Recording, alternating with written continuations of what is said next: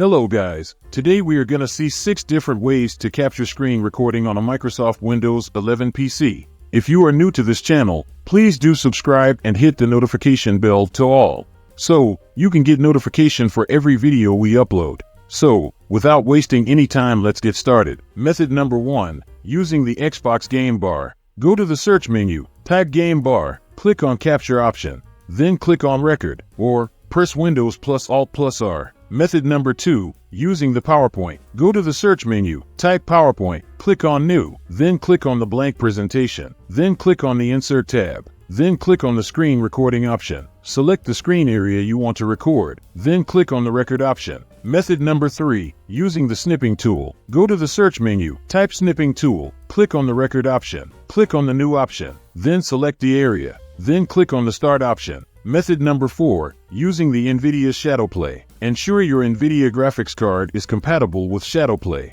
Most modern NVIDIA cards support this feature. Go to the search menu, type GeForce Experience, click on the Open and Game Overlay option, then click on the Record option, then click on the Start option. Method number 5, using the AMD Radeon ReLive. Ensure your AMD graphics card is compatible with Radeon ReLive. Most modern AMD cards support this feature. Go to the search menu, type AMD Radeon ReLive, then click on the record option, then click on the start option. Method number 6, using the VLC Media Player. Go to the search menu, type VLC Media Player, click on the media option, then click on the capture device option, then select desktop or window to capture, then click on the play option. That's it. These are the 6 methods by which you can capture screen recording on a Microsoft Windows 11 PC.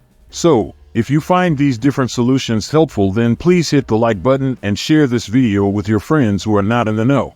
You can also suggest what topics we should make videos on in the comment section. Also, follow us on social media. The links are in the description and in the channel's About section. Thanks for watching. See you in the next one.